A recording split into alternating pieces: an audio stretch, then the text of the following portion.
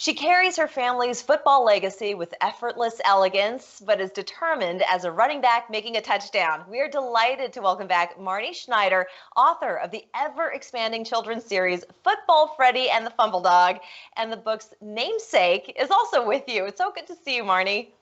Oh, thank you, Leyla. It's great to see you. Thanks for having me back on.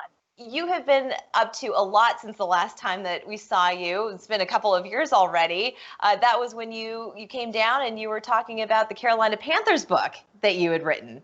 So That's right. Well, since then, we've been very busy promoting the wonderful game of football. So my first book was Football, Freddie and Fumble the Dog, Game Day in Philadelphia. And then we moved on to the Carolinas, 2 states, 1 team. And then have since done Atlanta and Pittsburgh, Chicago, Green Bay, and our newest book is Dallas.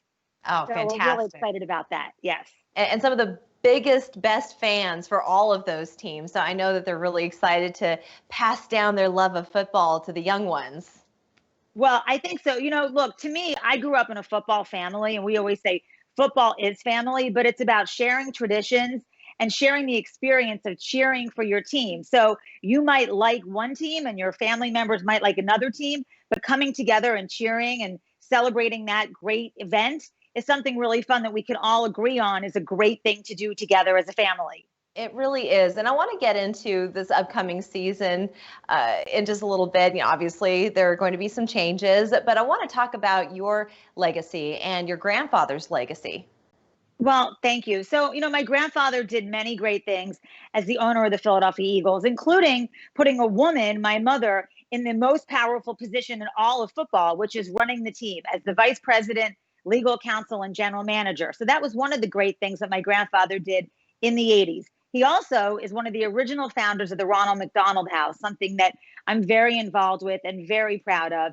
And I think if we ask my grandfather, he's no longer with us, what he truly was the most proud of and kind of the crown jewel of his successes and accomplishments, it would probably be certainly putting a woman in a high level position in sports and also creating the Ronald McDonald House, which is something that is so important and so necessary today. And I do a lot of work with the Ronald McDonald House, and I'm really, really proud of everything that everyone else, all the volunteers have done with the house. It's a marvelous organization, one of which is here in Charleston, right across from MUSC. But with this book series, obviously you came from such a wonderful background and you grew up eating, breathing football. Why did you decide to write children's books about it?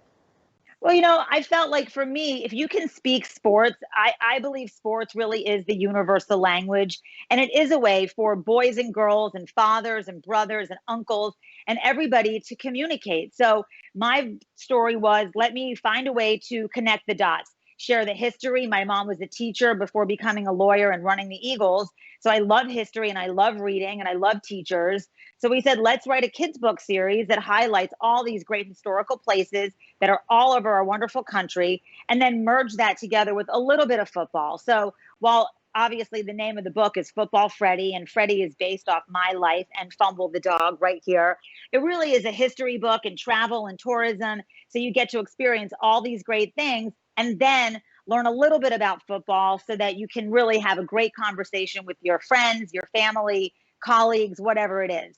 And you've had terrific mentors and role models in your life between your mother, your grandfather. So a very strong core right there. I want to talk about the upcoming season, with COVID-19 and all of these seasons getting canceled. What is your take on all of this? And how do you think the industry and its fans are going to make it through the wintertime?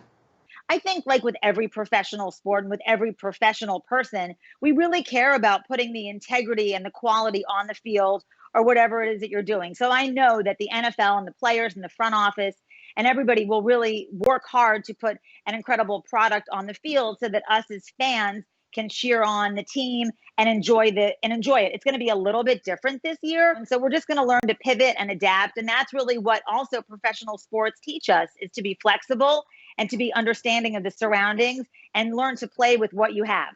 Absolutely. And on a final note, can you please hold up Fumble for us, because the sweater is just too adorable.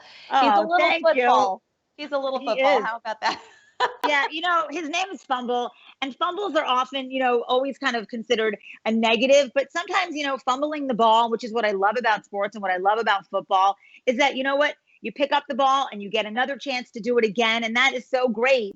So in life, we make fumbles and it's okay. It's just about how quickly you recover and get back on the field. That is the perfect message, I think, to end this interview on. Unfortunately, we have to end it. But Marnie, it was always so great to see you. Thank you so much. And thank you, Fumble. Thank you. Woof, woof. We're back Bye, guys. after this. Thank you. Thanks.